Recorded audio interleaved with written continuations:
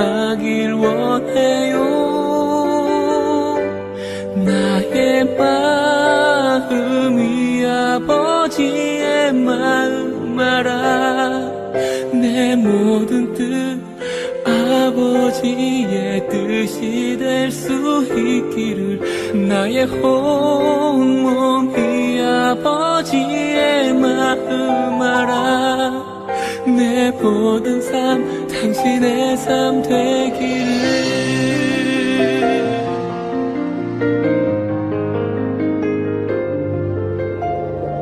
아버지 당신의 마음이 있는 곳에 나의 마음이 있기를 원해요. 아버지 당신의 눈물이 고인 곳에 나의 눈물이 고이길 원해요. 아버지 당신이 바라보는 영혼에게 나의 두 눈이 향하길 원해요. 아버지 당신이 울고 있는 어두운 땅에 나의 두 발이 향하길 원해요. 나의 마음이 아버지의 마음 알아. 내 모든 뜻 아버지의 뜻이 될 수 있기를. 나의 온몸이 아버지의 마음 알아. 내 모든 삶 당신의 삶 되기를. 오늘 증거할 본문 말씀을 봉독해 드리겠습니다. 오늘 증거할 본문 말씀은 창세기 3장 1절에서 7절까지의 말씀입니다. 창세기 3장 1절에서 7절 말씀을 봉독해 드리겠습니다. 그런데 뱀은 여호와 하나님이 지으신 들짐승 중에 가장 간교하니라. 뱀이 여자에게 물어 이르되 하나님이 참으로 너희에게 동산 모든 나무 열매를 먹지 말라 하시더냐. 여자가 뱀에게 말하되 동산 나무 열매를 우리가 먹을 수 있으나 동산 중앙에 있는 나무 열매는 하나님 말씀에 너희는 먹지도 말고 만지도 말라 너희가 죽을까 하노라 하셨느니라. 뱀이 여자에게 이르시되 너희가 결코 죽지 아니하리라. 너희가 그것을 먹는 날에는 너희 눈이 밝아져 하나님과 같이 되어 선악을 알 줄 하나님이 아심이라. 여자가 그 나무를 본즉 먹음직도 하고 보안직도 하고 지혜롭게 할 만큼 탐스러운 나무인지라. 여자가 그 열매를 따먹고 자기와 함께 있는 남편에다 주매 그도 먹은지라. 이에 그들의 눈이 밝아져 자기들이 벗은 줄 알고 무화과 나무 잎을 엮어 치마로 삼았더라. 아멘.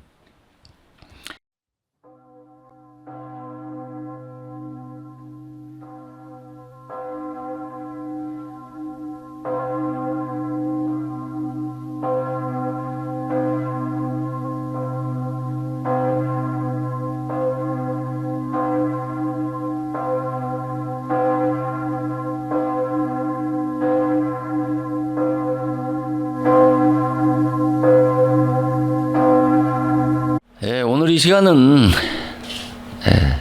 전 시간에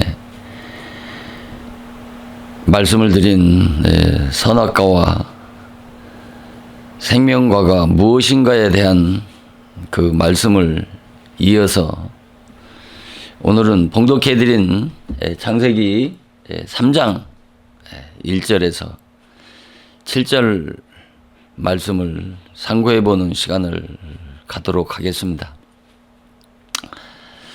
여기 창세기 3장 1절 말씀을 보면 하나님이 지으신 들짐승 중에 뱀이 가장 간교하더라고 말씀하신 이 창세기 3장 1절에서 이 뱀이 하와에게 하나님이 동산 나무 실과를 모두 먹지 말라고 하더냐라고 하와에게 물으니까 이 하와가 바로 예, 동산 나무 실과를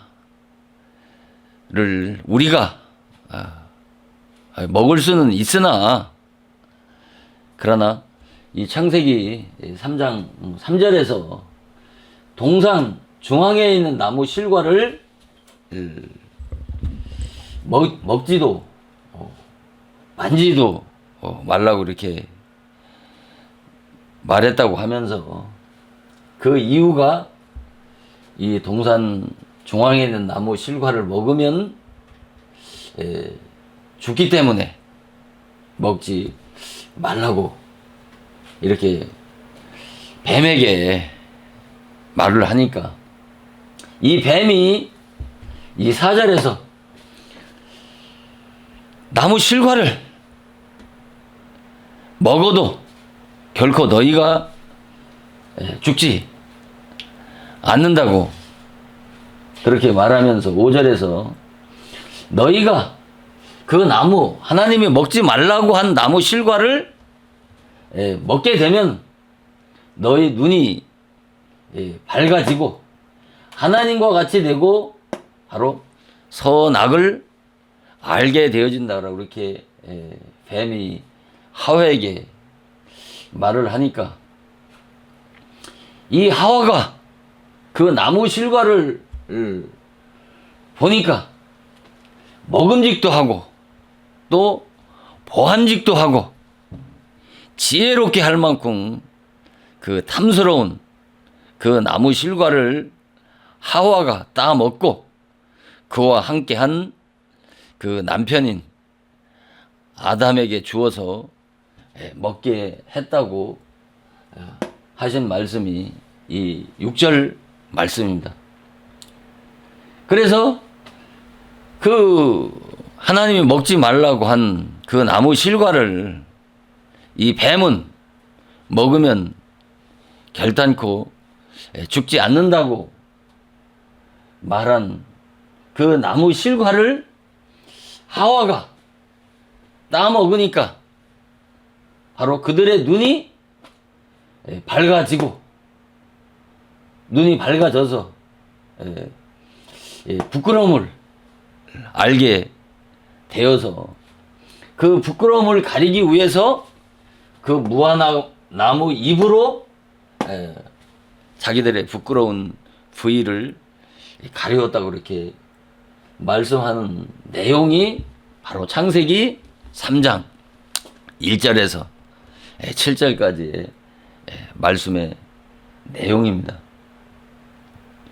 이 창세기 3장 전체 내용은 바로 하나님이 먹지 말라, 먹으면 정령 죽으리라고 한 그 나무 실과를 먹게 한 그 뱀이나 또 하와, 아담이 받은 그 형벌과 저주에 대한 그 말씀의 내용이 바로 창세기 3장의 말씀입니다.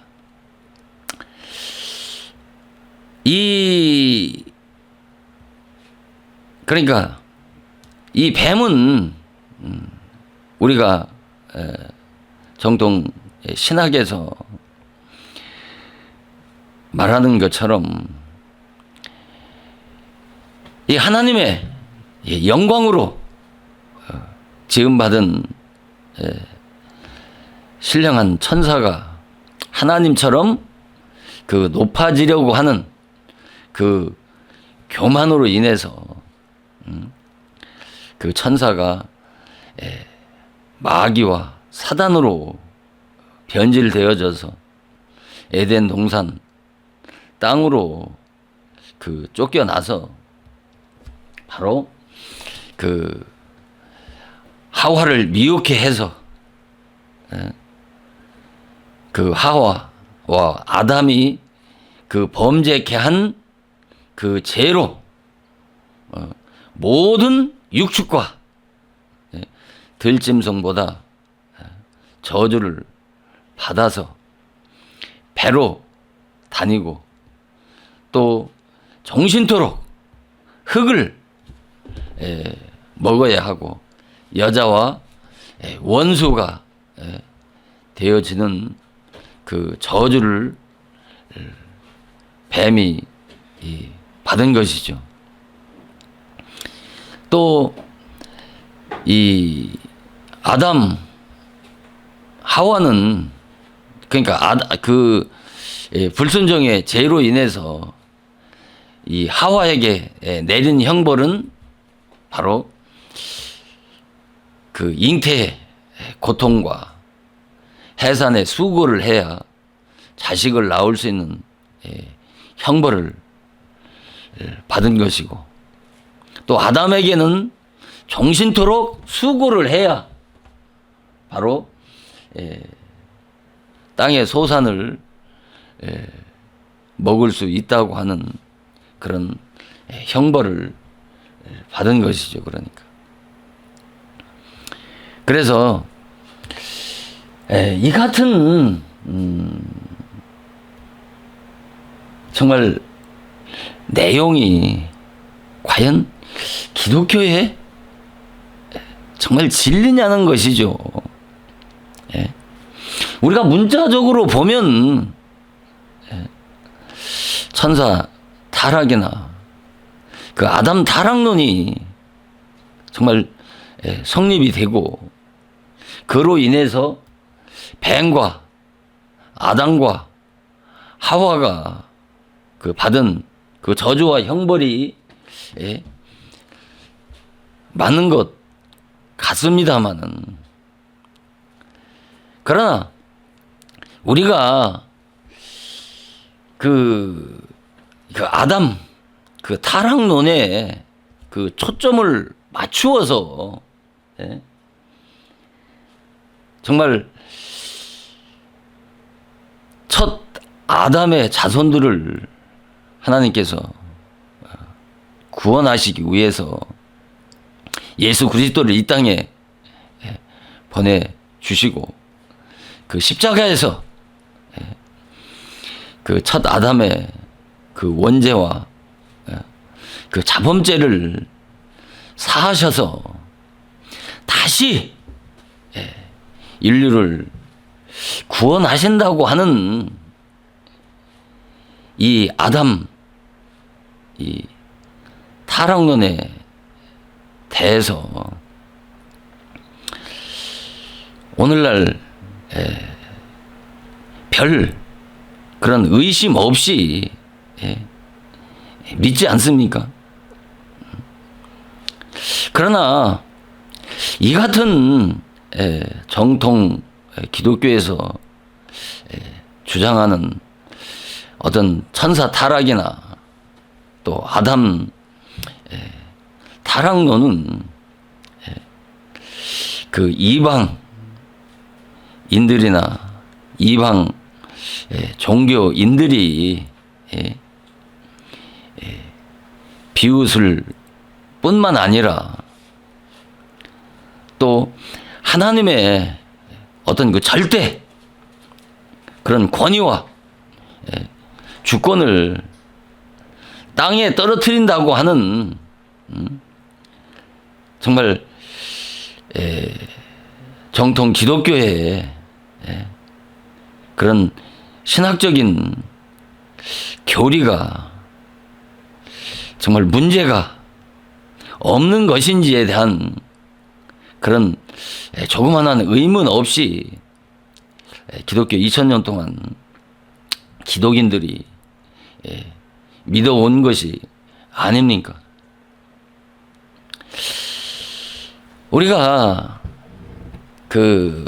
잘 알고 있는 그 불교의 그 유명한 그 법정 스님이 있지 않습니까? 그 스님이 이런 말을 했다고 합니다.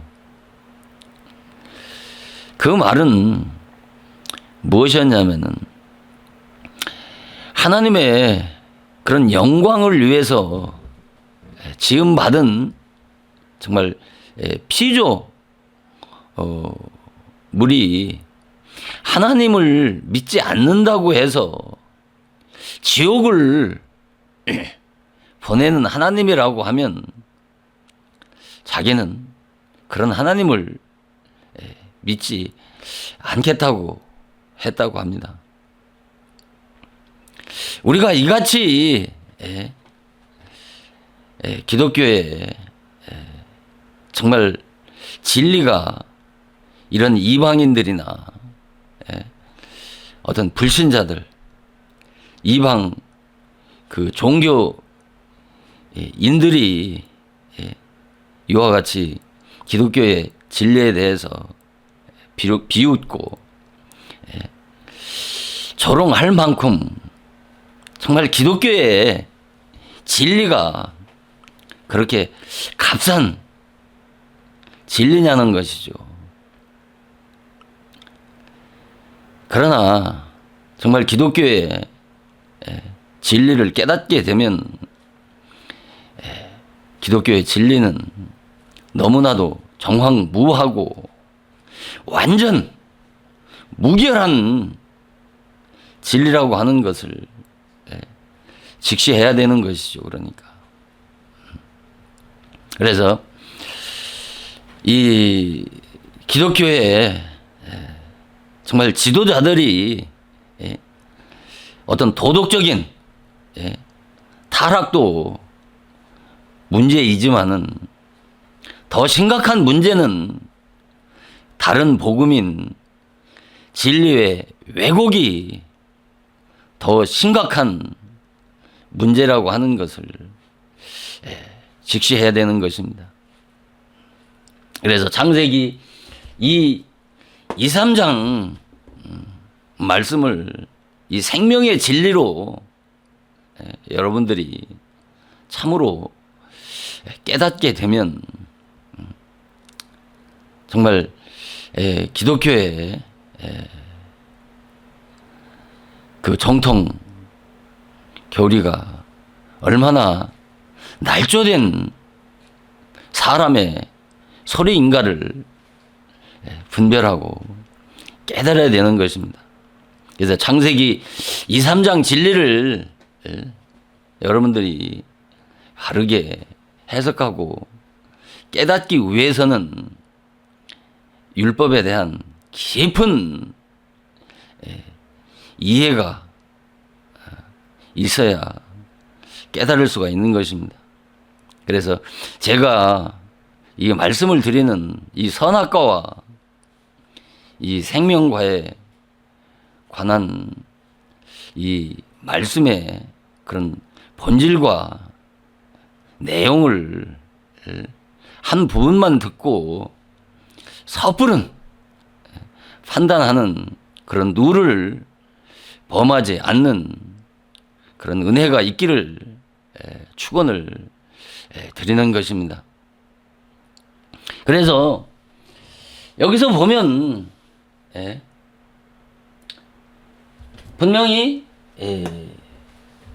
먹지 말라, 먹으면 반드시 죽는다고 말씀하신 이 하나님의 말씀과 또 뱀은 나무 실과를 먹어도 결탄코 죽지 않는다고 하는 이 하나님의 말씀과 이 뱀의 소리를 우리가 어떻게 이해하고 분별해야 되느냐는 것이죠. 우리가 단순하게 문자와 계명으로 이 창세기 3장을 보면 정말 이 사단 마귀가 정말 말도 되지도 않는 소리로 하와를 미혹해서 악의 구렁텅이로 빠뜨리는 그런 악마의 소리로만 이것을 이해하고 끝쳐야 하느냐는 것이죠. 그래서 우리가 이 선악과가 무엇이고 또 생명과가 무엇이냐라고 하는 전 시간에 말씀을 드린 그 부분을 잘 이해하게 되면 앞으로 증거하는 말씀들 또한 쉽게 이해하고 깨닫게 됨으로 인해서 기독교 2000년 동안 기독교의 진리라고 알고 또 믿고 왔던 그런 신학적인 오류와 문제들을 정확하게 깨달을 수가 있다고 하는 것을 다시 한번 말씀을 드리는 것입니다. 그래서 분명히 하나님은 먹으면 정령 죽으리라고 하는 그 나무 실과를 아담 화하가 먹고 눈이 밝아져서 자기들이 그 부끄러움과 수치를 가리기 위해서 무화과 나무라고 하는 그 입으로 치마를 해 입었다고 이렇게 말씀을 하시는데, 우리가 창세기 2장 25절에 보면은 이들은 선악과를 먹기 전에는 어떻게 했어요? 벗었으나 이들이 부끄러워 할 줄 몰랐다는 것이죠. 그러나 먹기 전과 선악과를 먹기 전과 후가 어떻게 다르냐는 것이죠. 그러니까 정통 기독교에서 이 말씀을 어떻게 해석하느냐면 창세기 2장 25절을 벗었으나 부끄러워하지 않았다고 하는 것을 바로 아담 하와가 바로 하나님께서 어떤 하나님의 거룩한 영의 형상으로 지음을 받았다는 것이죠. 하나님의 거룩한 영의 형상으로 지음을 받았기 때문에 이 순결한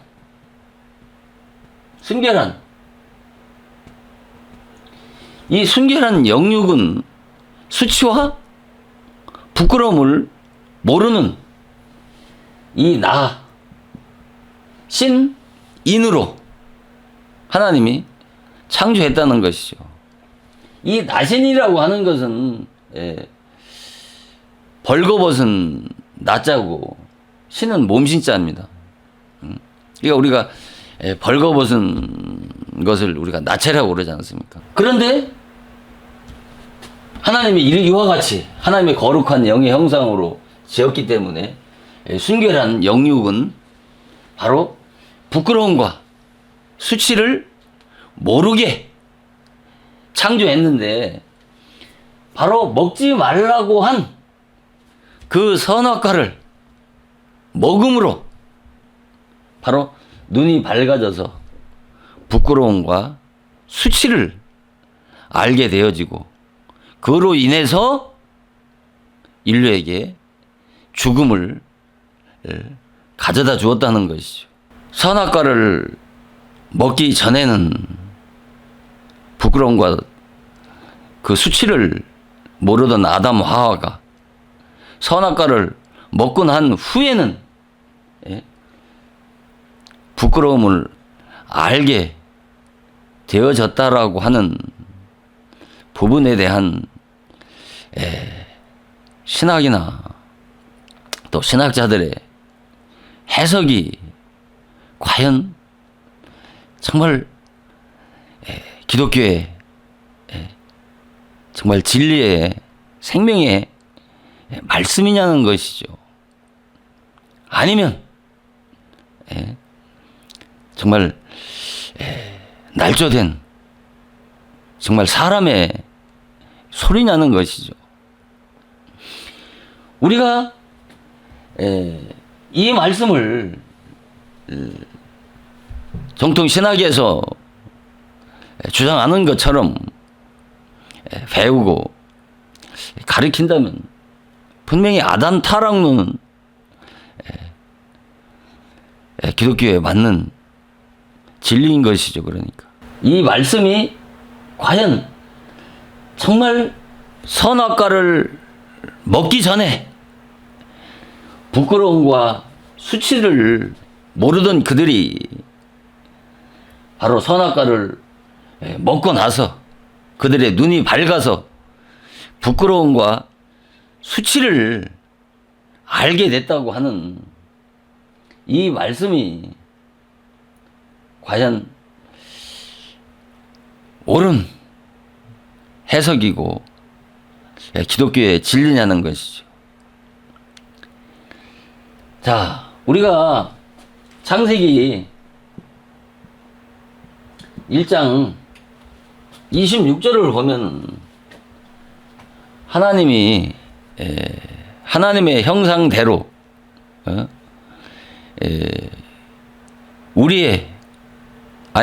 하나님의 형상에 따라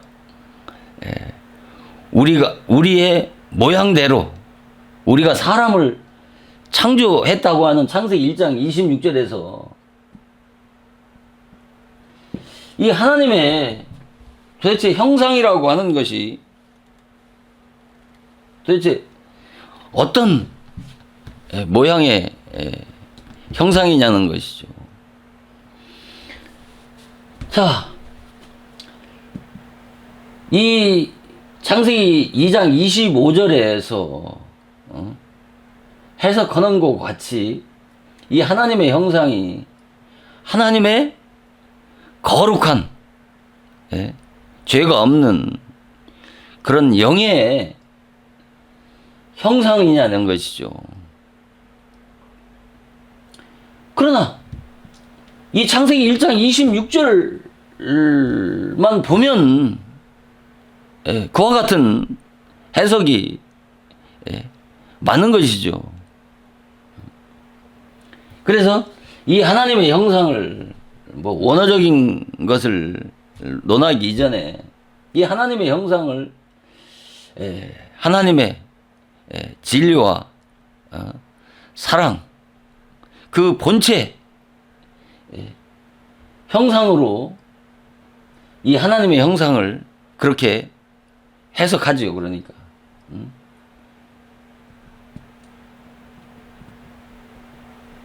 사랑의 하나님의 본체 형상이라는 것이죠. 이 하나님의 형상을 이렇게 해석하는 것이죠. 그러나 이 진리와 사랑의 그런 본체 형상으로 인간을 지은 게 아니고 바로 피조물의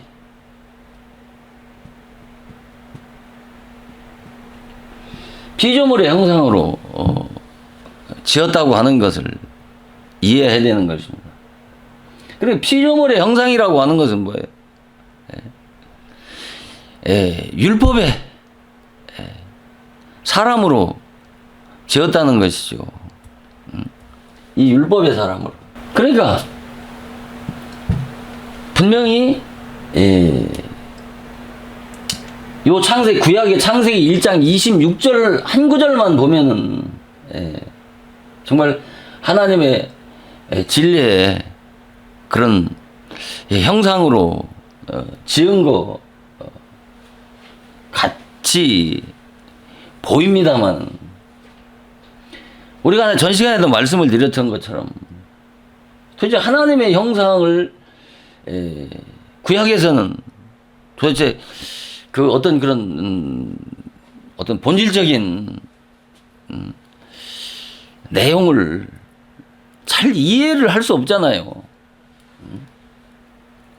그래서 우리가 구약에서 알 수 없는 것을 신약을 통해서 우리가 답을 찾을 수 있는 것이고, 또 신약에서 찾을 수 없는 답을 또 구약에서 찾을 수 있는 것이라고 한 말씀을 드린 것처럼, 그럼 우리가 이 정말 하나님의 형상이 정말 그렇건 정말 거룩한 진리의 형상으로 지은 것인지 그렇지 아니한 것인지를 우리가 신약 말씀을 통해서 한번 살펴보자는 것이죠. 우리가 고린도전서 15장 44절 말씀을 보면은 사도 바울은 육의 몸으로 신고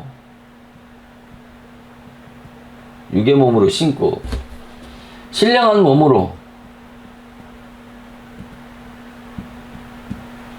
다시 사나니 육의 몸이 있은즉 바로 신령한 몸이 있다고 이렇게 말씀하고 있지 않습니까? 그러면서 이 45절에서는 첫사람은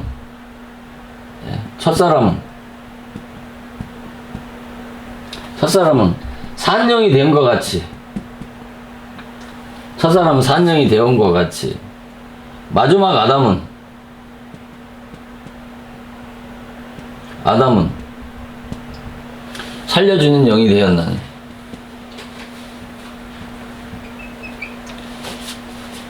이렇게 말씀하시지 않습니까? 그러면서 46절에서는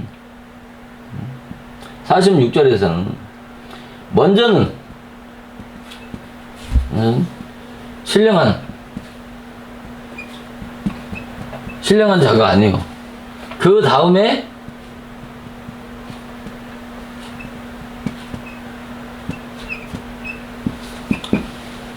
신령한 자라고 이렇게 말씀을 하지 않습니까? 그러니까 육의 몸으로 심는다고 하는 것은 도대체 무슨 말이냐는 것이요. 무슨 사람의 무슨 육신을 거꾸로 무슨 땅에 심는다라고 하는 그런 말씀은 아니지 않습니까? 그러니까 육의 몸으로 심는다라고 하는 것은 우리가 심어야 싹이 나고 자라서 우리가 열매를 맺을 수 있는 것처럼, 이 육의 몸으로 심는다라고 하는 것은 바로 육의 몸으로 먼저 태어나는 것을 말하는 거예요. 그러니까 뭐예요? 우리가 태어나는 인간은 태어날 때 육의 몸으로 태어나는 것을 말하는 것이죠.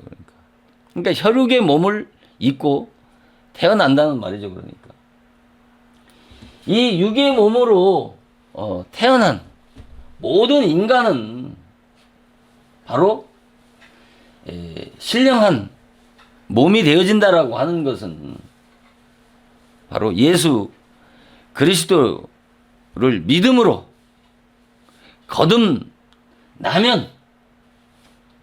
바로 영적으로 신령한 몸이 되어진다는 것이죠. 그래서 육의 몸으로 신고 신령한 몸으로 다시 난다라고 이렇게 말하는 것이죠. 그러니까 첫 아담의 혈통으로 태어난 모든 인생은 반드시 바로 예수 그리스도의 복음으로 다시 태어나는 것을 말씀하는 것입니다. 다시 태어나니까, 그래서 육의 몸이 있은지 신령한 몸이 있단 말이에요. 반드시 육의 몸이 있어야 신령한 몸이 있는 것입니다. 그래서 이 신령한 몸이라고 하는 것은 어떤 신령체의 그런 영체의 몸을 말씀하는 것이 아니고 바로 우리가 물과 성령으로 거듭나면 바로 우리가 그 거듭난 자가 육신을 벗게 되면 바로 그 영혼이 신령체의 몸과 얼굴로 변화되어서 주님의 부활체와 같은 몸이 되어지는 것이죠. 주님의 부활체와 같은 그런 완전 그런 무결한 영체가 돼서 내세에 들어가서 영원히 사는 것을 말씀하는 것입니다. 그래서 첫사람은 분명히 뭐 첫사람은 어떻게 했어요? 산영이라고 그러잖아요. 첫사람은 산영이란 말이에요. 예? 그럼 이 산영이 뭐냐 말이에요. 산영이 이 산영이라고 하는 것은 그냥 문자적으로 보면 잘 이해가 가지 않지 않습니까? 그러니까 이 다른 번역에서는 이 산영 이게 푸시케예요, 푸시케. 예? 이 산영을 푸시케라고 그러는데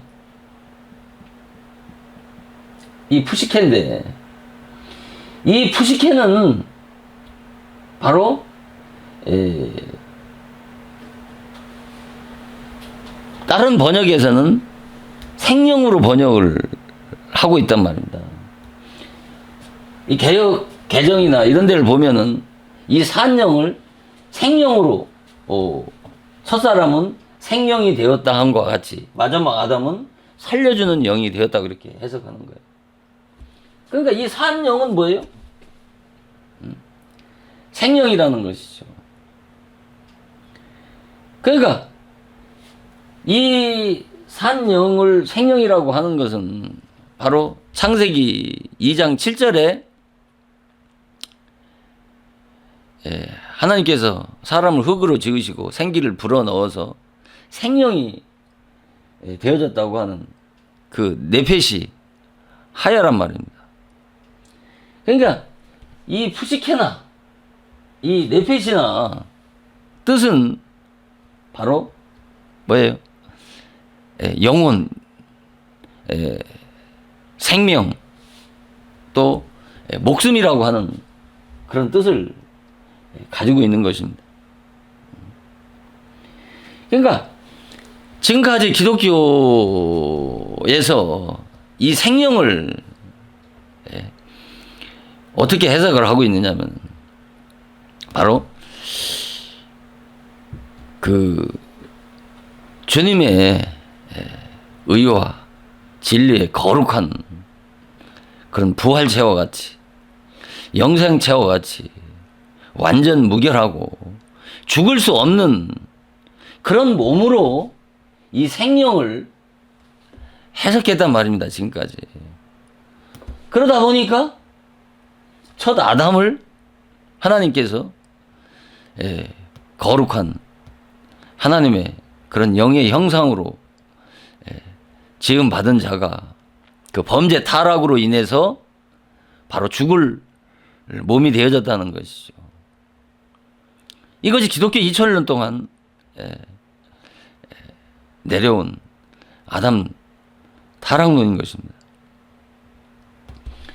그러나 그 생명은 나중에 영혼 기원론에서 이 부분에 대해서 상세하게 말씀을 드리겠지만은 그 생기를 불어넣어서 생명이 되어졌다고 하는 것은 이 영혼과 육체가 결합되어진 상태를 말하는 것입니다. 그러니까 영혼과 육체가 결합이 돼서 뭐가 돼요? 살아 움직이는 바로 지금 우리가 입고 있는 이와 같은 생명체가 되어진 것을 말씀하는 것입니다. 인간은 영혼이 떠나면 육체는 죽은 시체와 같은 것입니다. 제가 산기도 할 때 체험한 그 체험이 바로 육체 이탈인데, 내 영혼이 육체 밖으로 떠나서 내 육신을 바라보니까 죽은 시체와 똑같다라는 것이죠. 이게 영혼이 떠나면, 종교적인 죽음이라고 하는 것은 영혼이 육체와 분리되어지는 것을 말하는 것입니다. 육체와 영혼이 결합되어졌을 때 우리 인간은 우리가 살아 숨쉬는 바로 우리의 육체 생명과 똑같은 것입니다. 영혼이 육체를 떠나면 인간은 아무것도 아닌 거예요. 그것처럼 인간을 하나님이 지으실 때 어떤 선과 악도 모르는 무벌칭으로 지은 것이 아니고 선, 악을 아는 존재, 바로 선과 악을 아는 그런 상대적 원리의 지정의 인격자로 지음받은 존재가 첫 아담이고, 그 첫 아담의 혈통으로 태어난 모든 인류가 바로 이 혈육의 몸을 입고 태어나는 것입니다. 그 혈육의 몸을 입고 태어난 모든 인생은 예수 그리스도의 은혜로 거듭나게 되면 바로 신령한 몸이 되어서 그 육체를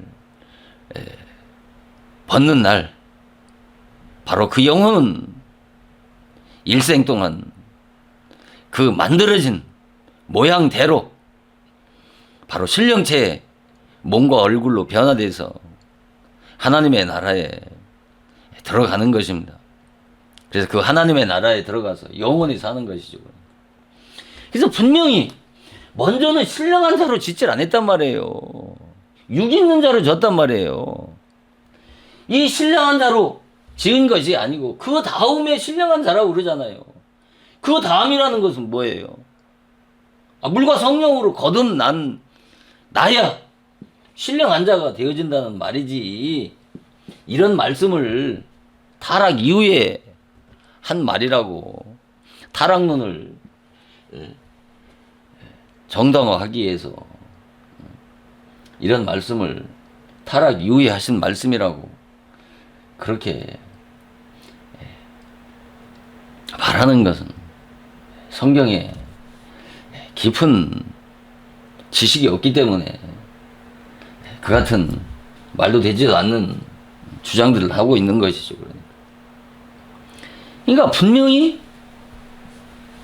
인간을 이 벗었으나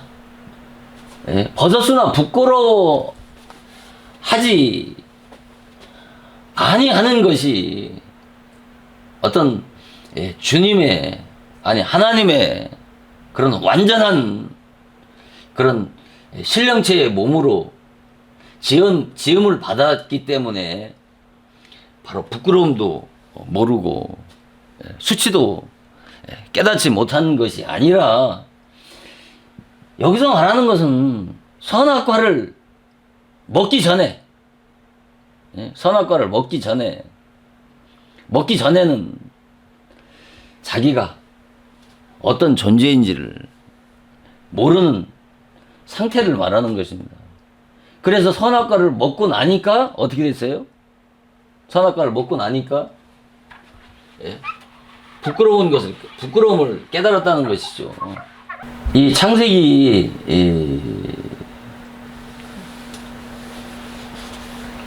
2장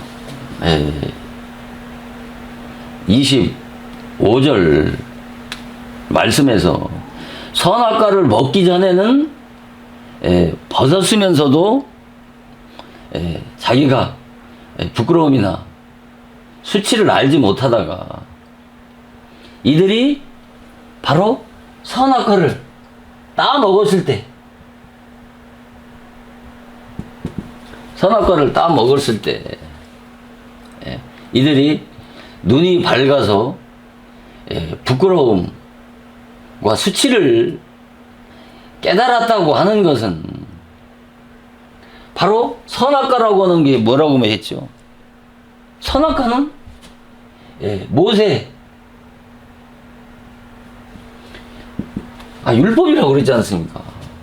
이 모세의 율법을 바로 신약에서는 이 세상 초등학문이고 의문이라고 이렇게 말씀을 드렸고, 또 그 의문은 바로 이스라엘 백성들과 맺은 바로 첫 언약이고, 그것이 바로 옛 계명이라는 것이죠. 그래서 이 모세의 율법을 통해서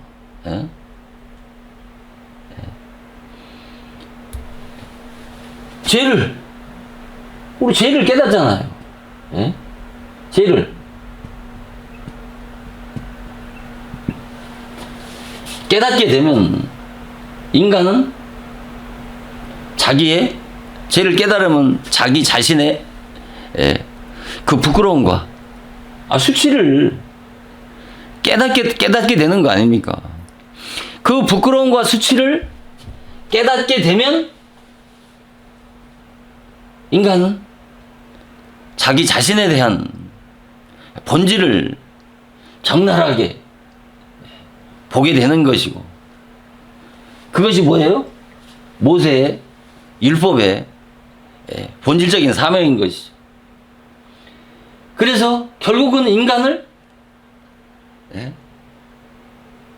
정말 얼마나 비참하고 더러운 죄인이라고 하는 것을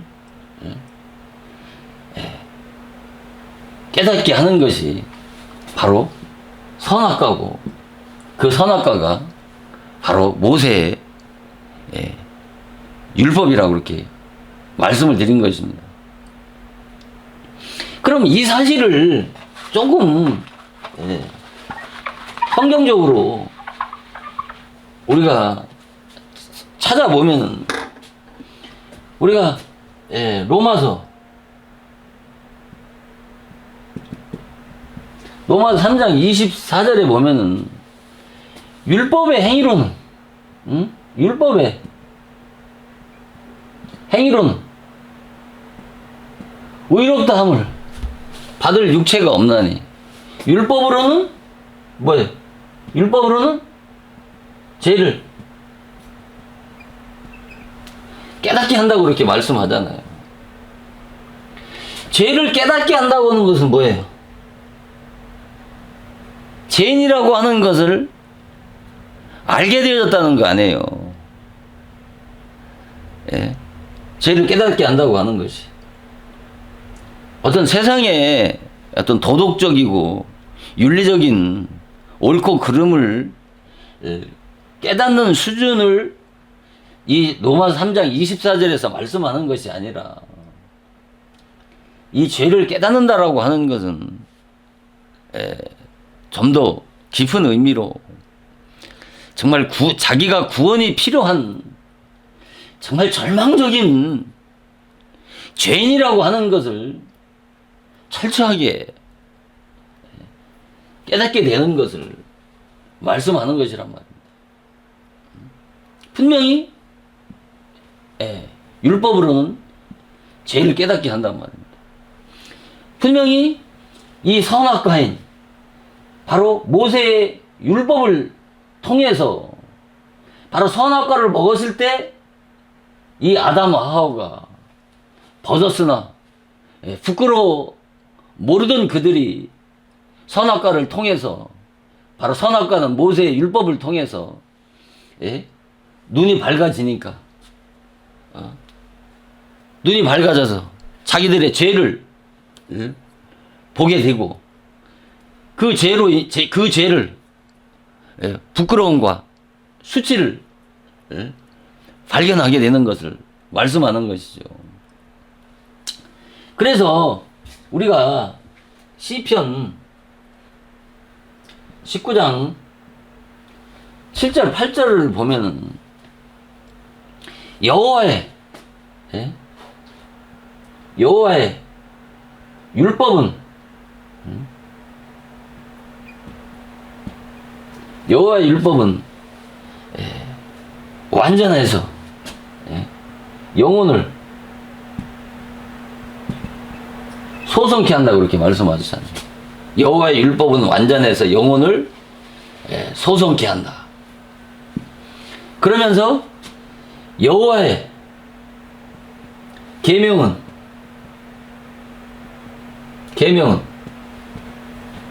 순결해서 눈을 밝게 한다고 그렇게 말씀하잖아요. 여호와의 율법은 완전해서 영혼을 소성케 하고 여호와의 계명은 순결해서 눈을 밝게 한다라고 하는 것이죠. 여기서 영혼을 소성케 한다라고 하는 말은 무슨 물과 성령으로 거듭난 그런 영적 상태를 말씀하는 것이 아니고, 여기에서 영혼을 소성케 한다라고 하는 것은 그 죽은 양심이 회복되어지는 것을 말하는 것입니다. 이 죽은 양심이 회복되어진다.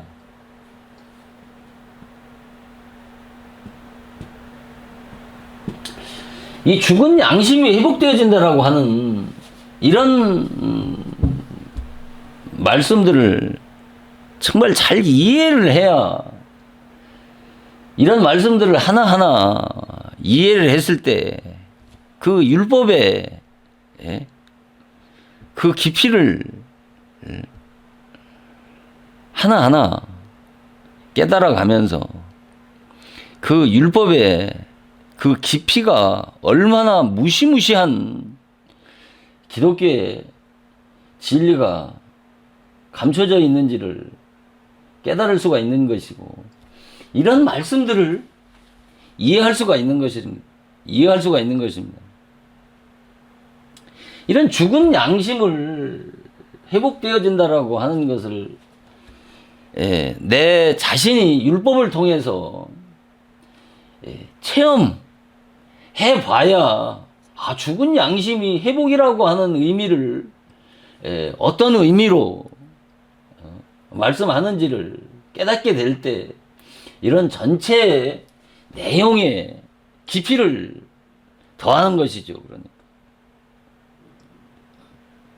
이런 말씀 하나를 가지고 말씀을 상고하려고 해도 상당히 많은 시간들이 필요한 것입니다. 그래서 여호와의 계명이 순결해서 눈을 밝게 한다. 하지 않습니까? 여호와의 계명이 이 눈을 밝게 한다. 우리가 눈이라고 하는 것은 뭐 여러 가지로 표현하지 않습니까?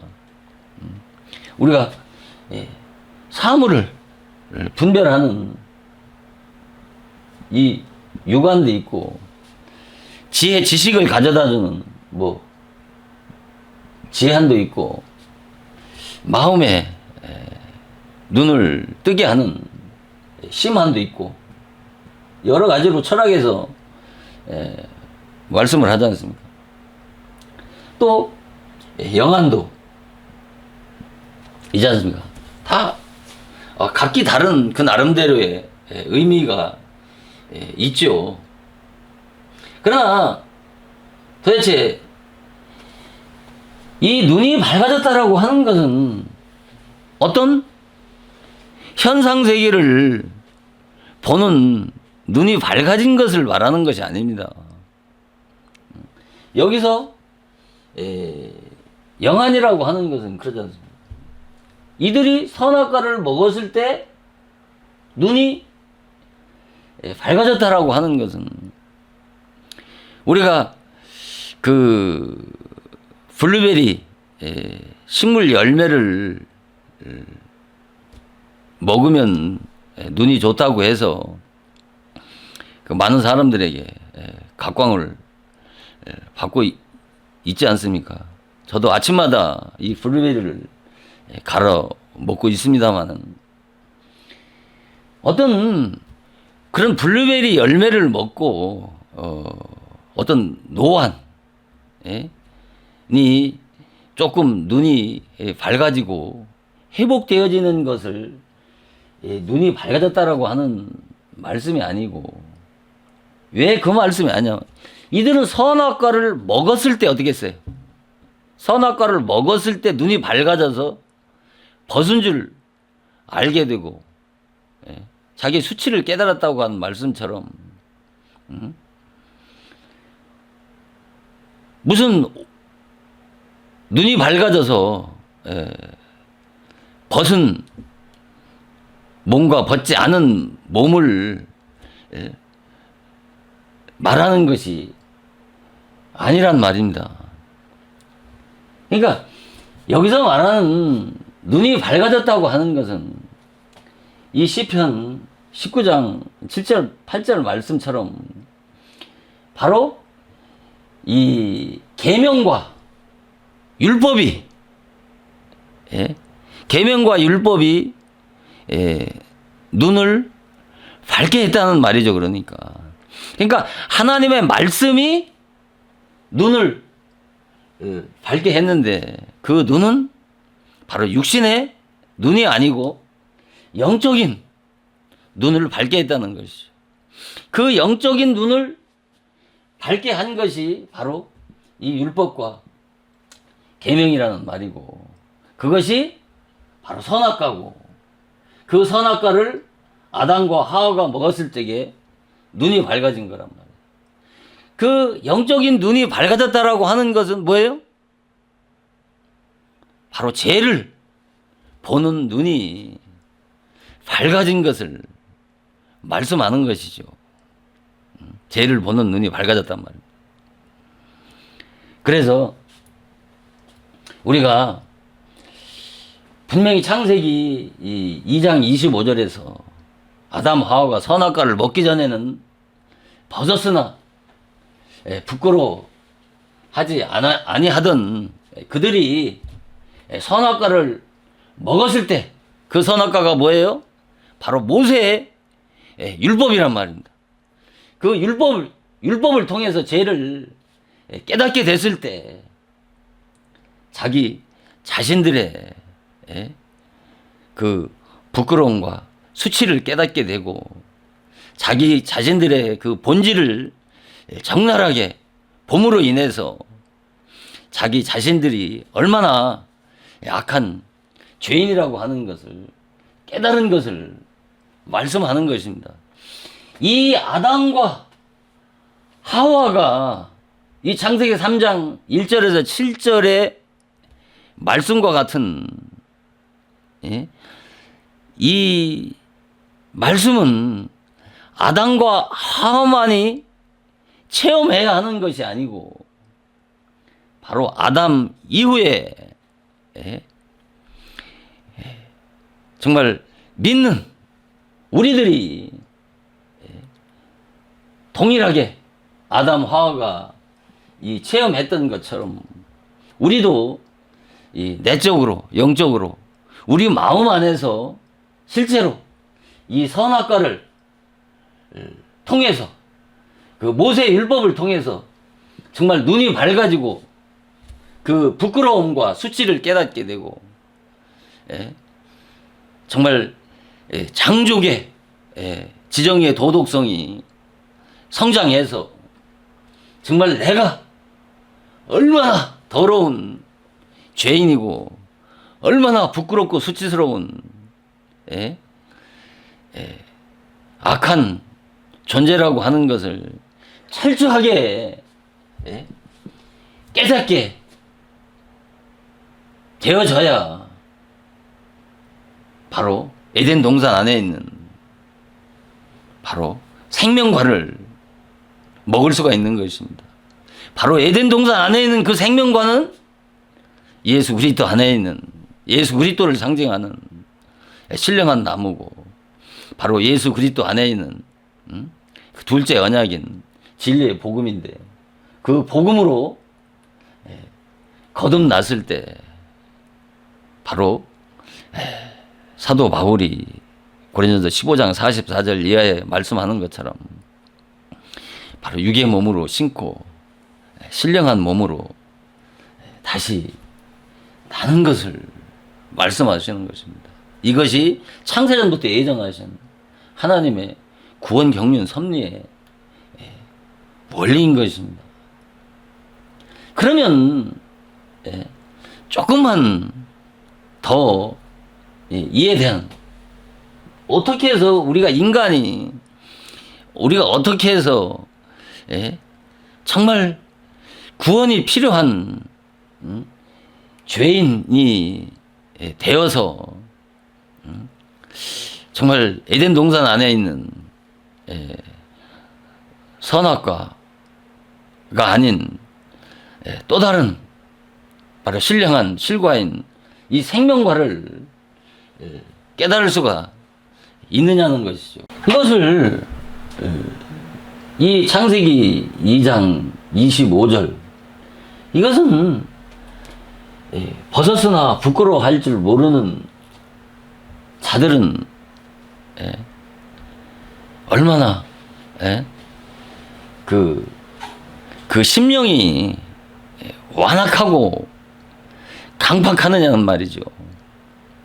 그리고 얼만큼 죄에 대해서 무감각하기 때문에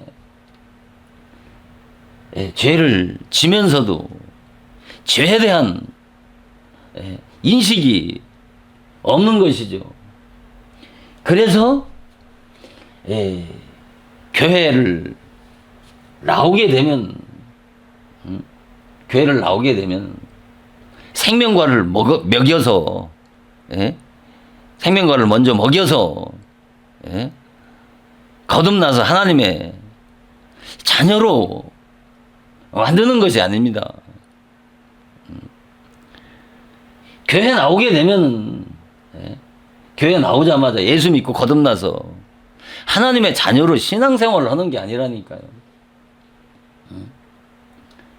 먼저 성령으로 거듭나기 전에 바로 이 선악과가 뭐라고요?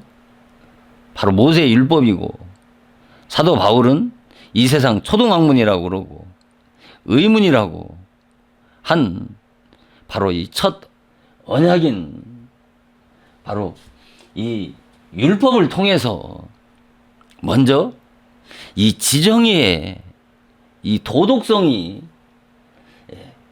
성장하도록 율법이 촉진제 역할을 하는 거예요. 율법이 필요 없는 게 아니란 말입니다. 율법은 복음사적인 측면에서 보면은 율법은 사망의 법이죠. 하나님의 생명의 법을 대적하는 법이지만은, 그러나 성령으로 거듭나기 전까지는 불가피하게 이 어린아이 양식인 이 율법 교훈에 이 젖을 먹지 않고는 이 단단한 의의 말씀인 바로 진리의 복음으로 진리의 양식을 먹을 수가 없는 것입니다. 그래서 인간이 첫 아담의 자손으로 태어나는 인간은 세 가지의 양식을 먹어야 되는 것입니다. 첫째가 이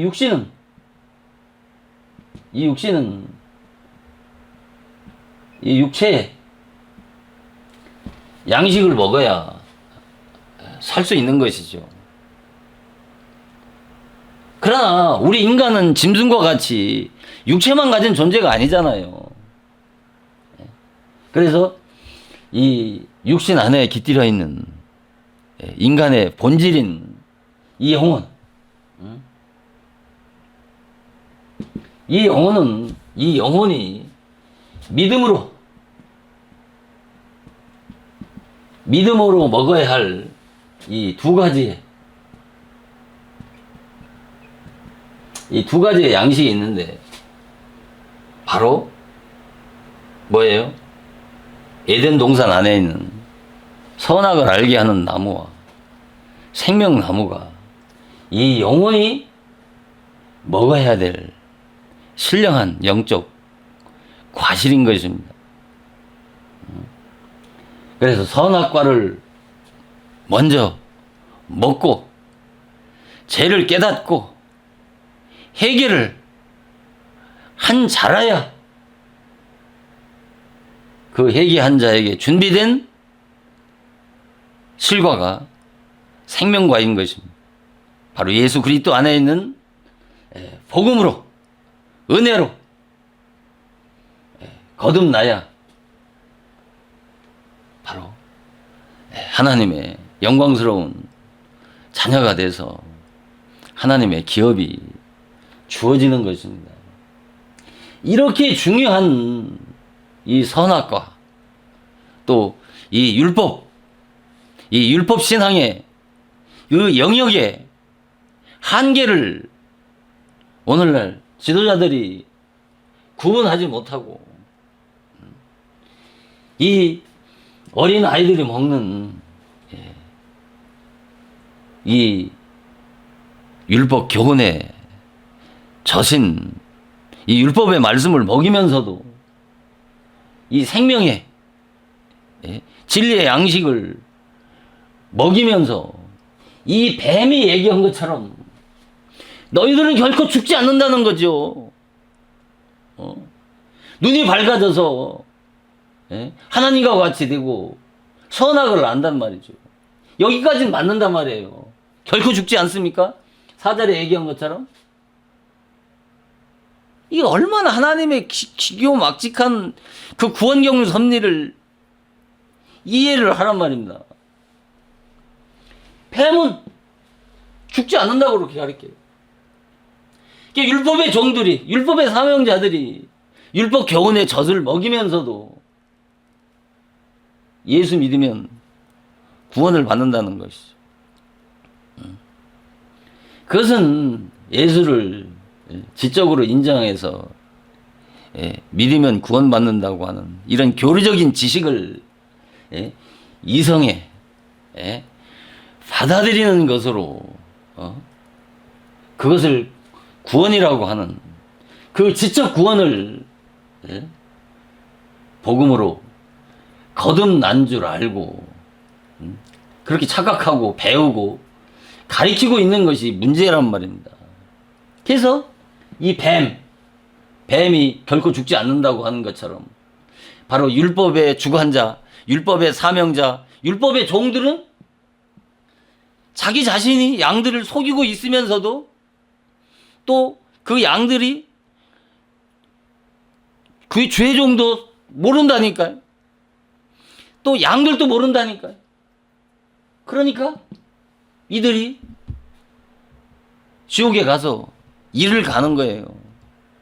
아니 철석같이 주의 종이 천국 간다고 이렇게 저렇게 하면 믿으면 천국 간다고 그랬는데 와 있는 곳이 어디예요?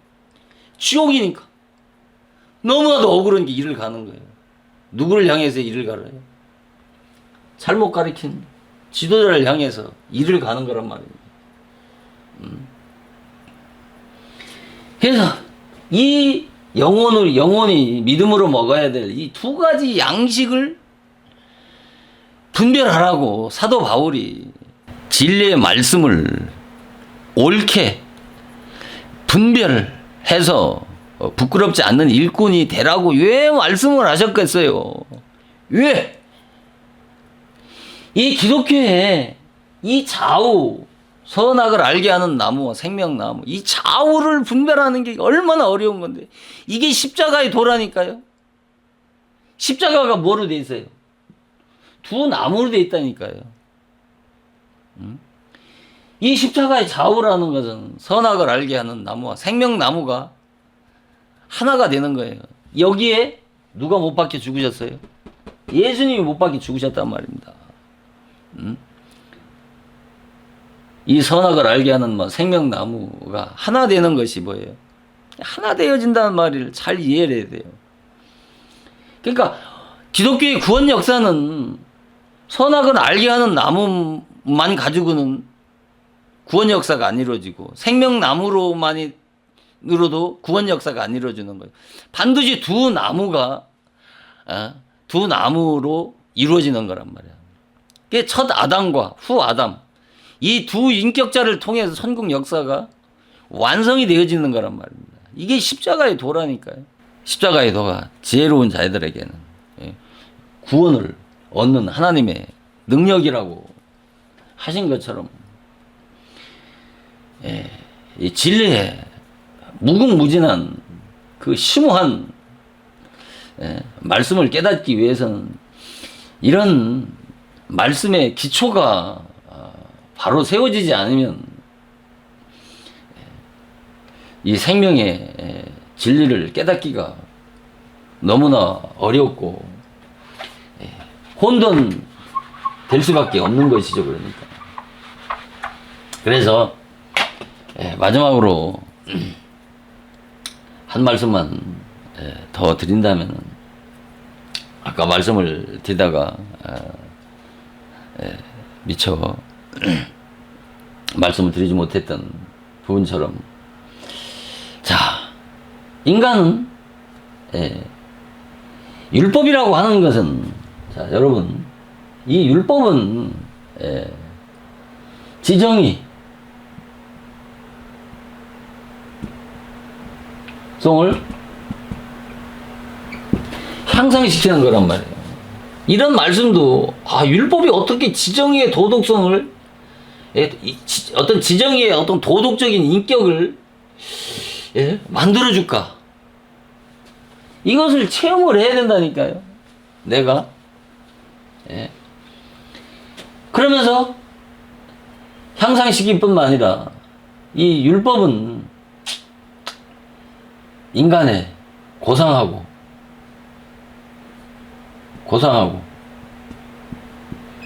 고매한 의와 진리를 지향하게 만든단 말이에요. 지향하게 해준다니까. 요 하나만 가지고는 요 하나만 말씀을 이해를 하더라도 이 율법에 대한 정의가 여기에 전부 다 함축되어져 있는 것이에요. 율법의 지정의의 도덕성을 향상시키고 고상하고 고매한 의와 진리를 지향하게 하고 추구하게 한다고 하는 것을 이해를 해야 되는 것입니다. 그래서 이 율법을 통해서 인간은 죄를 깨달아야 자기 안에 있는 그 무시무시한 죄의 정체를 깨달을 수가 있는데 어떻게 깨닫느냐? 바로 율법의 요구대로 율법의 요구대로 철저하게 순종해 보려고 하는 그런 노력을 경주하게 되면 뭐예요? 이 도덕성이 향상이 돼서 도덕성이 향상이 되면 바로 인간의 양심은 민감하게 되고 죄의식은 강화가 되는 거란 말이에요. 그러니까 죄와 싸워봐야 되는 거예요. 죄와 싸우지 않으면 오늘날 기독교인들이 하나님의 은혜라는 이름으로 죄를 하나의 정당화하고 합리화할 뿐만 아니라 이런 자들은 전부 뭐예요? 하나님의 은혜를 전부 세격거리로 만드는 거예요. 그래서 이 속죄의 보상이 있으니까 자기는 죄를 두려워하지 않는다라고 하는 말을, 하지 말라고 하는 말을, 그런 말이 있단 말이에요. 속죄의 보상이 있으니까. 그러니까 인간은요, 얼마나 간사해 먹었냐면, 간사하다고. 왜 뱀이 가장 간교하다고 그러겠어요? 무슨 파충류 뱀이 간교합니까? 왜 가장이랑 최상급을 쓴 거란 말이에요. 가장 간교하냐 말이에요. 인간처럼 간교한 게 없다니까요. 강단에서 그 어떠한 그 은혜를 남용하도록 설교하는 것만큼, 그것만큼 하나님을 만유에 여기고 욕되게 하는 게 없어요. 특히 거듭나지도 못한 인간들에게 은혜라는 이름을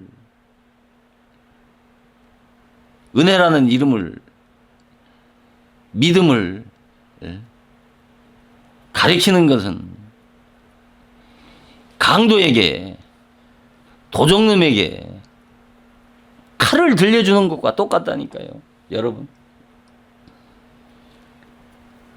인간의 죄성이라고 하는 것이 얼마나 질긴 줄 아세요? 왜 뱀이라고, 저는 군대에 있을 때 이 뱀을, 생식을 많이 한 사람입니다. 이 뱀의 속성을 너무나 잘 알죠. 예.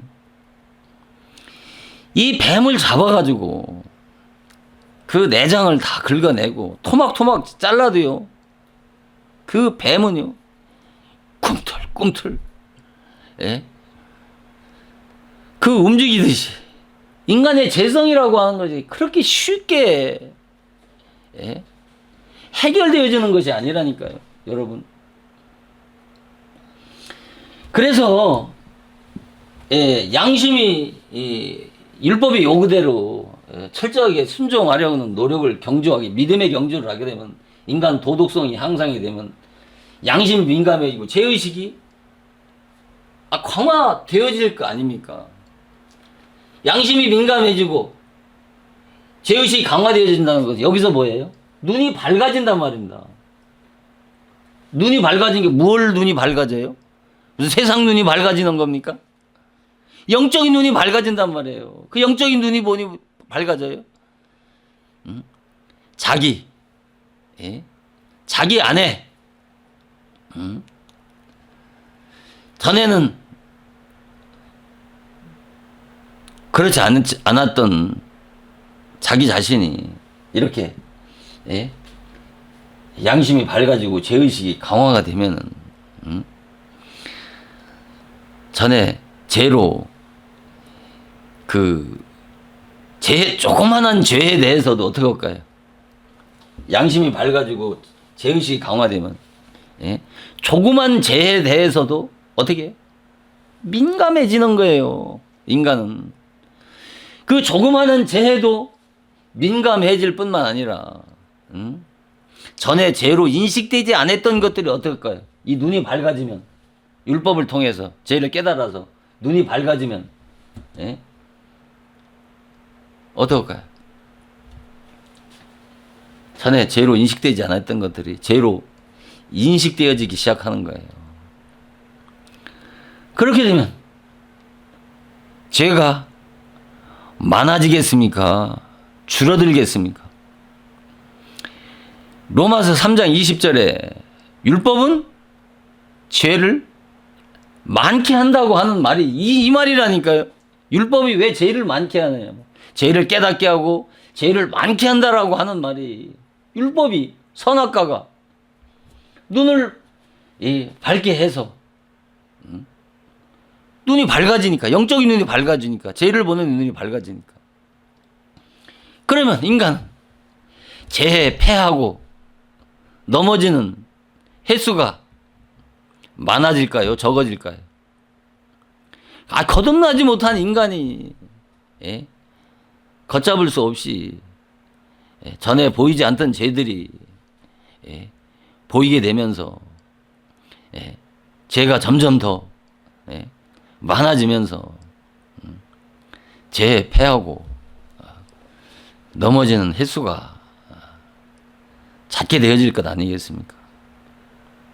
그러면 죄에 넘어지는 인간에게 율법은 어떡할까요? 궁일이 여기고 불쌍히 여겨서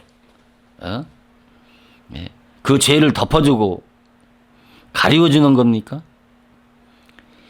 율법은 그런 죄인을 사정없이 정죄 심판해서 죽게 만드는 것이라니까요. 자기 자신 안에서뿐만 아니라 밖에서도 그 죄를 진 자들을 얼마나 비난하고 성토하고 정죄합니까? 그렇잖아요. 그러면 자기 자신에 대해서 정말 그 벌거벗은 수치를 드러나게 되면 자기 자신에 대해서 어떻게 하겠습니까? 의기양양하겠습니까? 자기 자신에 대해서 절망하게 되는 거예요. 인간은 절망하게 되는 것이죠. 정말 의라고 하는 것은 의라고 절망하는 자에게는 뭐예요? 그 의라고 하는 것이 티끌먼지만큼도 없다고 하는 사실을 깨닫게 되는 것이죠.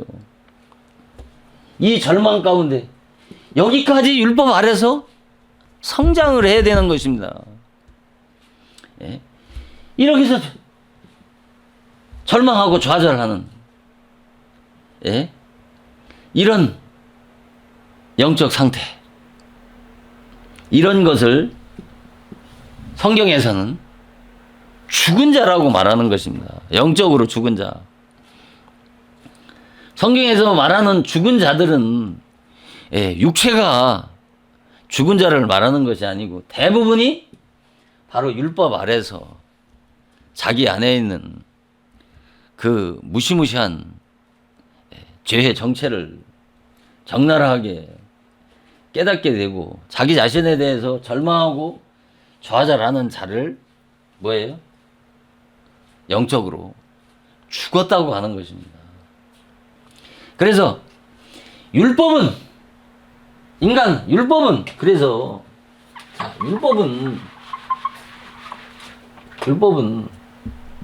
율법은 바로 이 가변성이 있는 것입니다. 율법은 가변성이 있다. 율법은 가변성이 있다는 말은 율법의 요구대로 철저하게 살아보려고 그 몸부림치는 자는 그 양심이 어떻겠습니까? 밝아지겠습니까? 어두워지겠습니까? 죄와 피터지 한번 싸워보라니까요. 싸우게 되면 양심이라고 하는 것은 밝아지게 돼 있는 거예요. 양심이 밝아지면 어떻게 돼요? 죄가 잘 보이게 되는 거예요. 죄가 잘 보이는 거예요. 그러나 죄와 싸우지 않은 자는 어떻게 할까요? 죄를 떡 먹듯이 밥 먹듯이 하게 되면 양심이라고 하는 것은 무뎌지고 무감각해져 가지고 이런 자는 이런 자에게 하나님의 구원의 선물이 주어지겠습니까? 안 주어지겠습니까? 이런 자에게는 구원의 선물이 주어지는 게 아닙니다. 어떤 자에게 구원의 선물이 주어져요? 자기 자신에 대해서 의라고 하는 것은 티끌먼지만큼도 없는 정말 절망적인 죄인이라고 깨달은 자에게 바로 이런 자에게 은혜와 믿음과 성령이 선물로 주어져서 이 같은 자들을 구원하는 것입니다. 이런 자를 신학적으로 바로 잃어버린 영혼이라고 하는 것입니다. 이 잃어버린 영혼을 구원하시기 위해서 예수님이 이 땅에 오셨다고 말씀하시는 거 아니겠어요? 그래서 히브리서 12장, 히브리서 12장 4절에서 뭐라고 합니까? 죄와 싸우기를, 죄와 싸우기를 피 터지게 싸우라는 거예요. 그래서 사도 바울이 죄와 싸우기를 피 터지게 싸우라. 사도 바울 같은 사람이, 복음의 종이 왜 죄와 피 터지게 싸우라고 그랬겠어요? 이게 율법의 소리입니까? 이게 복음의 소리라니까요. 이게 진리의 소리라니까요. 그래서 디모데 전서 1장, 디모데 전서 1장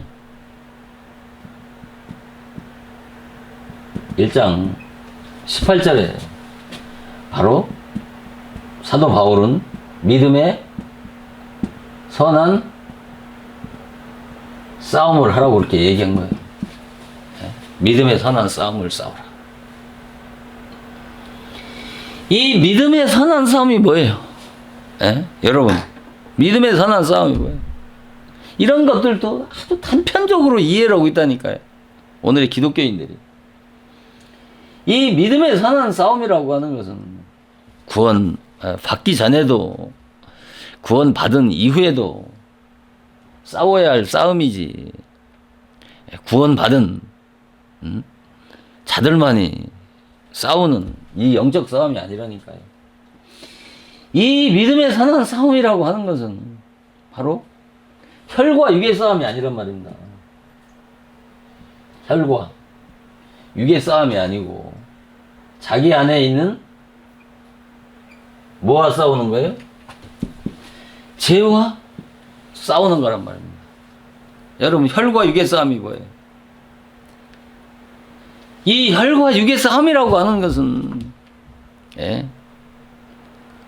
바로 육적인 이해관계로 얽히고 설킨 그 문제를 가지고 네가 옳리 내가 그러니 하는 멱살잡이하면서 싸우는 눈에 보이는 그런 싸움을 말하는 것입니다. 길가에 가다 보면은 남녀가 또는 뭐 서로 정말 멱살잡이하면서 피 터지게 싸우지 않습니까? 믿음의 선한 싸움이라고 하는 것은 그런 옳고 그름을 논하는 그런 육적인 싸움이 아니고 자기 안에 있는 죄와 싸우는 것입니다. 선악과를 먹고 눈이 밝아지면, 죄를 보는 눈이 밝아지면 그 죄를 안 짓기 위해서, 죄를 안 짓기 위해서 자기 안에 있는 죄와 피 터지게 싸우는 것을 말하는 것입니다. 이렇게 얘기하면은 당연히 뭐라고 하겠습니까? 저 목사 율법주의 목사라고 단번에 정죄할 것 아니겠습니까? 이것을 지금 제가 말씀을 드리는 것을 그 내용과 본질을 이해하지 못하는 무지와 무식에서 는 소리라니까요. 지금 무언 얘기하는지를 모르는 거예요. 이게 율법주의라서 그렇습니까? 율법의 종이라서 그러는 겁니다. 자기 안에서 죄와 싸워야 되는 것입니다. 죄와 싸울 때 자기 안에 있는 그 무시무시한 죄의 정체를 깨달을 수가 있는 것이고, 이 싸움을 해야 죄성을 벗을 수 있는 준비가 되어지는 것입니다. 죄성을 벗을 수 있는 준비가 되어진다는 것은 바로 생명과를 먹을 수 있는, 복음으로 거듭날 수 있는 영적인 준비되어진 영혼을 말하는 것입니다. 죄와 한번 싸워보지도 않은 그런 영적인 무지한 상태에 있는 자에게 구원의 그 영광스러운 선물이라고 하는 것은 결단코 주어지는 것이 아닙니다. 이 싸움은 정상적인 신앙생활하는 자에게는 선택이 아니라 바로 필수인 것입니다. 선택이 아니라 필수란 말입니다. 그래서 자, 그 부끄러움을 알으니까 이 아담 하와가 어떻게 했습니까? 무화과 나무 잎으로 뭐를 했다고요? 치마를 해 입었다고 그랬단 말이에요. 자, 여러분, 이 지체의 악한 본성에, 이 지체의 악한 본성에 바로 아까 뭐예요? 선악과, 바로 모세의 율법, 그 율법의 말씀의 빛이 비치게 되면 어떻게 할까요? 선악을 아는 그 기준이 밝아지고 강화되어서 죄를 보는 눈이 어떻게 할까요? 밝아질 거 아니에요. 그러면 죄를, 정상적인 신앙생활 하는 사람은 죄를 짓지도 않겠지만은 그 죄에 넘어졌을 때 그 죄에 대해서 부끄러워하고 수치스럽게 생각을 하고 그 죄를 안 지려고 하는 이 믿음의 선한 싸움을 할까요? 안 할까요? 당연히 하는 거예요. 그것을 뭐라고 그래요? 율법의 행위라고 그러는 것이고 이것을 율법의 의라고 하는 거란 말이에요. 이 율법의 행위와 율법의 의로 구원은 받을 수 없지만은 신앙생활에 율법 교훈의 젖을 먹는 어린 아이들에게는 이 같은 율법의 행위가 먼저 있어야 되는 거예요. 왜 있어야 될까요? 왜 있어야 될까요? 왜 율법의 행위와 율법의 의가 있어야 될까요? 율법주의자라서 그런 겁니까? 왜 이것이 반드시 필요하냐면은 먹지 말라 먹으면 정령 죽으리라 하고 하신 말씀처럼 내가 율법의 요구대로 살아보려고 몸부림쳐 보지만은 거듭나지 못한 인간은요, 이 율법의 높은 표준을 지킬 수 있습니까? 없습니까? 율법의 높은 표준을 지켜낼 수가 없는 거예요. 그러면 결국은 율법의 행위로는 구원받을 수 없구나. 율법의 의라고 하는 것은 티끌 먼지만큼도 없는 정말 죄인이라고 하는 것을 깨달은 자와 체험적으로 이렇게 깨달은 자와 단순하게 율법의 의로, 율법의 행위로 구원받을 수 없는 이 율법의 행위와 율법의 의는 기독교의 죽은 의라고 하는 것을 지식적으로 듣고 배워서 아는 것과 이것을 율법의 요구대로 철저하게 순종해서 지켜보려는 몸부림의 끝자락에서 율법의 신앙의 결국은 죽음이라고 하는 것을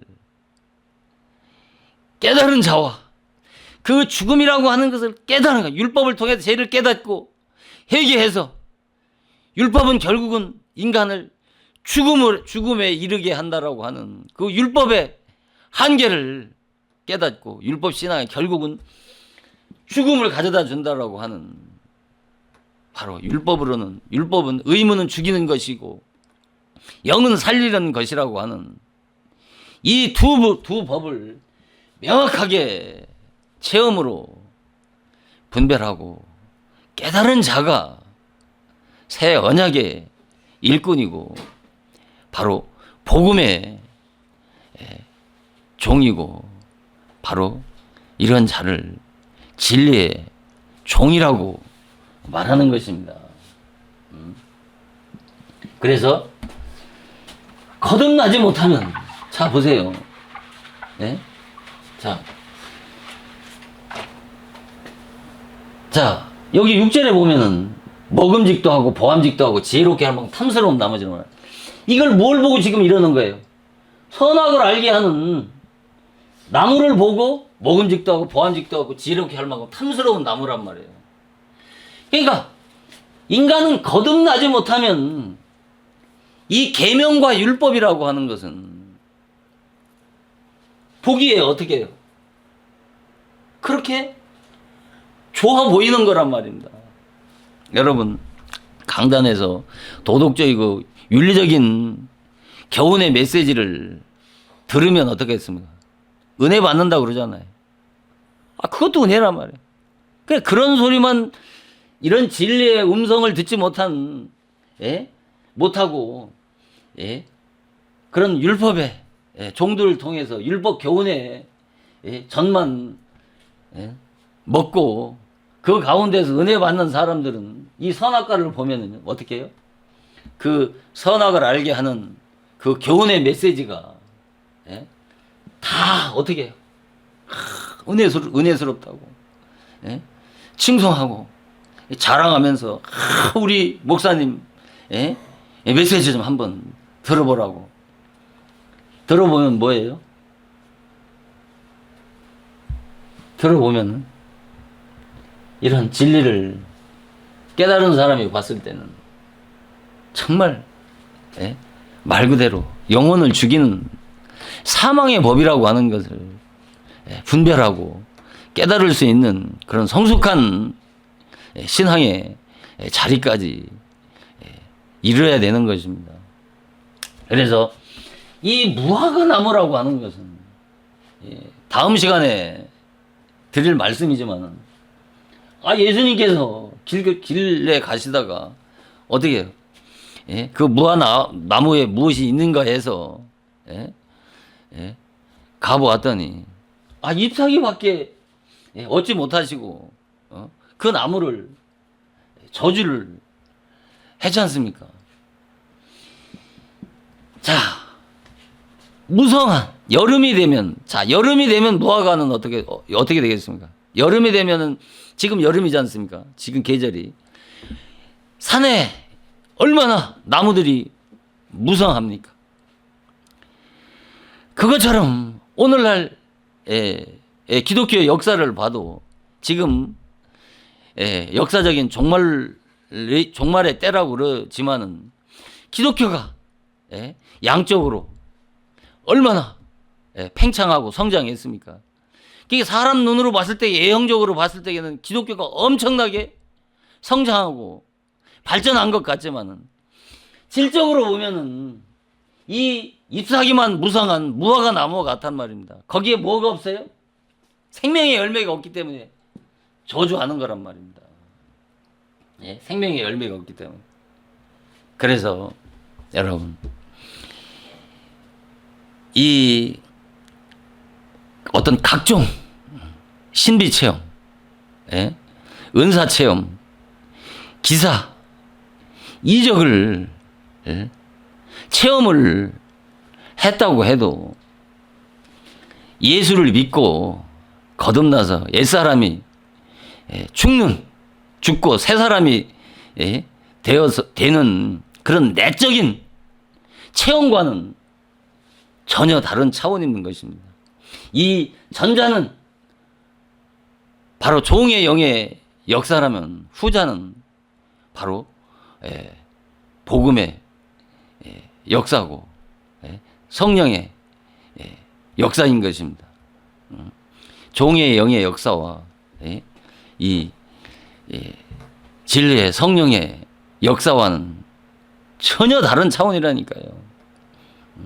그래서 이 둘을, 이 방송을 듣는 분들이 정말 분별해서 앞으로 증거하는 이 창세기 2, 3장 말씀을 정말 잘 듣고 깨닫게 되면 정말 어디에 가서 말씀을 들어도 기독교의 참과 거짓을 분별할 수 있는 성숙한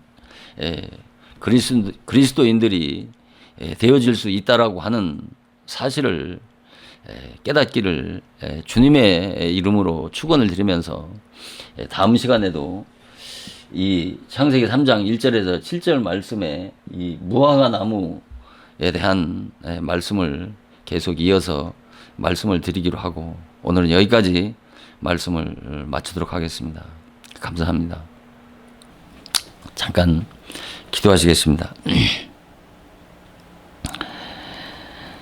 예수님이 잎사귀만 무성하고 열매 없는 무화과 나무를 저주하신 것 같이 내 자신이 집사, 권사, 장로, 목사라는 이 의선적인 껍데기로 포장하고 신앙생활 잘하는 줄 아는 것은 바로 자기를 죽이는 무덤이라는 것을 깨닫게 하시고